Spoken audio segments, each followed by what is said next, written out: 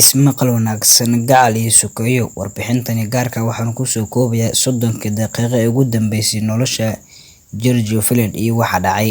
Dilkii waa askari caddaan boolis ah u geystay nin madow ah oo lagu magacaabo George Floyd waxa ay sababtay in magaalooyinka waaweyn ee Mareykanka ay ruxmaan mudaharaadyo rabshado wata awgeed. Muuqaalka aadka looga argagaxay ee laga duubay nin 46 sano jir ah ayaa muujinaya wixii dhex maray booliska Minneapolis iyo George Floyd. George Floyd inta uusan dhiman 30 daqiiqo kahor maxaa dhacay? Dad goobjoogayaal ah dhacdadaasi iyo muuqaaladii laga duubay waxa ay ogaadeen arrimahan hoos ku xusan.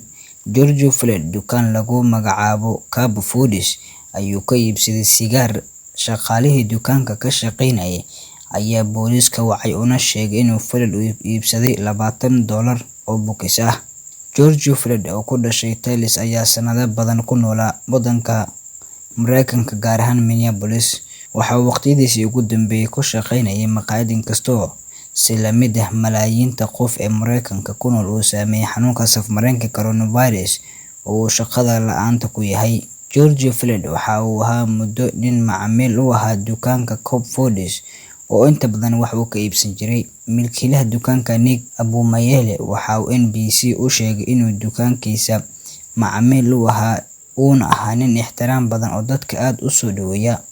Balse maalinta ay dhacdadaasi foosha xun dhaceysay, maamulihii dukaanka uu ka maqnaa. Wiil dhalinyaro ah oo dukaanka ka shaqeynayay ayaa ka shakiyay $20 oo wax kaga iibsaday George Floyd kadibna wacay lambarka booliska 911 sida ay tilmaamayso xogta laga helay diiwaanka. Ciwaanka la duubay ee boolisku weydiiyay wiilka yar ayaa booliska u sheegay inuu ka dalbaday Floyd inuu soo celiyo sigaarka, balse Floyd ayaa ku gacan seeray. Wiilka dukaanka iibinayay waxa uu intaa ku daray George Floyd inuu u ekaa qof khamraysan oo ahaa qof aan iskontarooli karin. 8 daqiiqo markii ay ka soo wareegtay xilliga booliska la wacay ayay booliska goobtii laga soo wacay soo gaareen. Xilligaasina George Floyd iyo 2 qof oo kale ayaa gaari taagan ku wada jiray. Booliska marka ay gaariga u dhawaadeen waxa qori la soo baxay askari lagu magacaabo Thomas Lane iyo Floyd oo uu ku amray inuu gaariga ka soo dego. Ma cadda sababta askariga oo u khilaafay qof aan hubaysnayn inuu bastoolad ula soo baxo. Thomas Lane oo xiriirlaha ugu waramay wixii dhacay waxa uu sheegay inuu ku yiri gaariga ka soo deg. Intaa kadibna George Floyd diidma ayuu muujiyay taasoo horseeday in gacmaha laga xiro ayuu yiri. 14 daqiiqo kadib ayuu Derek Chauvin oo ah askarigii dilay Floyd uu goobta soo gaaray.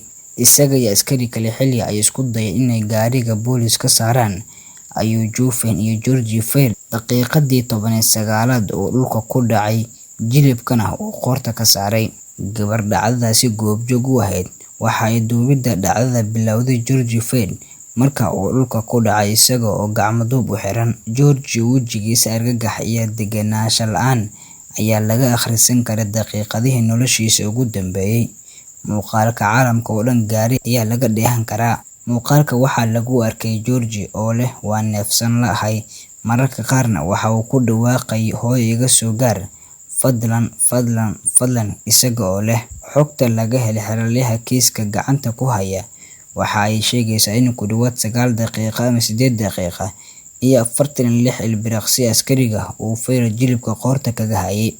6 daqiiqo marka uu askariga jilibka kaga hayo qoorta Floyd ayuu George dhaqaaqay gabay.